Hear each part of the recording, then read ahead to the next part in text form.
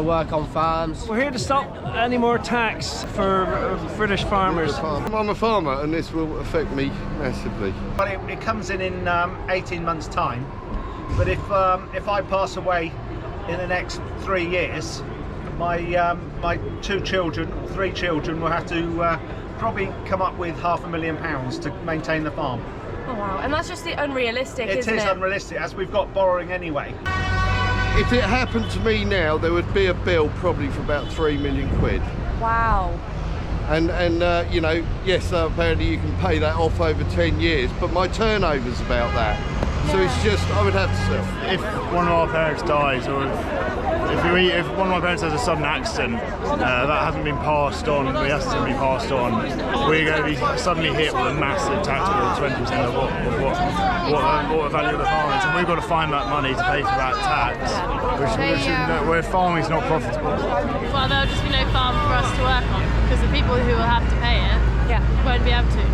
And my little sister wants to become a farmer, and you know, but the chances will get smaller because of this inheritance tax. It affects the people that I work for and their farm, because they're a family farm. So, well, if my boss's dad dies, he can't afford to pay for the farm. So it would just go. Well, I don't know what would happen to it. It would put me out of the job. Our sons and daughters work for a pittance just to keep the farms going, just to put food on the table for this country. And it's a stab in the back from Starmer, who said he's not going to tax the workers anymore. Who works harder than farmers 7 days a week, keeping the livestock alive? It's like, no, we haven't had an electric for 4 days because of all the storms. Got no help, we just got to go out and just dip up water from the streams just to flush our toilets. I mean, you haven't got a clue up here in London the way we got to live. Oh my goodness. I haven't got a clue. I'm so sorry. Price of fuel's gone up, fertiliser, anything. Price of seed's even gone up. So, like, I mean, we've got enough seed in the ground to get us by, but it's only going to be for the skin of our teeth. Commodity prices are quite depressed globally. You know, the Americans and the Australians will say the same thing. So that's the prices we get.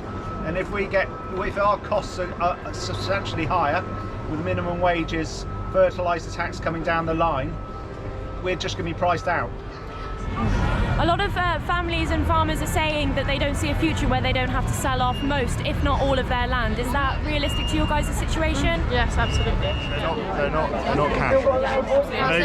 They've got to try and find that money somewhere, which means we've got to sell up to pay for that tax. And each time it happens, the farms are going to get smaller and smaller. In the end, you'll see that there's no farmers' sons and daughters coming into it. They're all going. They're saying, well, why are we doing it? Just won't get the farming at the end, and as it is, because it's going to be taxed to death. It affects every single person here, whether they work on a farm or not. It affects everyone. See, Bill Gates has come down not too long ago. A lot of people are saying he's trying to buy up all the farmland and everything. What's your opinion about that? Suspicious. Yeah. Yeah. I think it's very suspicious. And yeah, I can see a lot of people, a lot of smaller farmers that can't afford it, they're just going to get bought up by BlackRock, I think. You're going to be completely wiped out. I don't know where we're going to end up. I don't know, I honestly couldn't tell you, but it ain't going to be good. That's what I do know. If you had a direct message to Keir Starmer and the Labour government, what would that be? Stop affecting our lives, then our livelihood. This is our life, this is how we live, and this is how we want to live, and you're affecting it.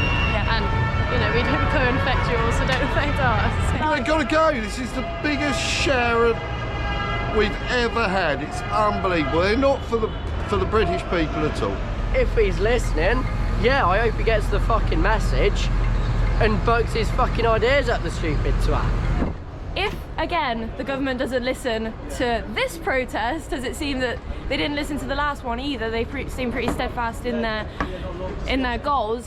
What do you think the next port of call will be? How far are you, as a farmer, willing to go? Well, I would go quite far, apart from the riots that we had a few months ago where people got sentenced to 2 years in prison overnight for, you know, shouting in a policeman's face. So, yeah, I think we'll have to blockade ports, possibly bring a dung spreader up here, loaded. Like they did in France. Yeah. They respect farms in France. Yeah, exactly. Yeah.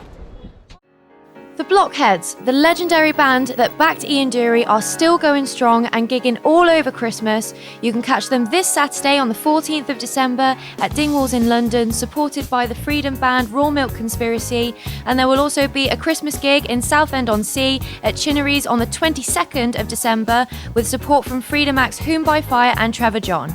For tickets and more information, including merchandise, please go to theblockheads.com.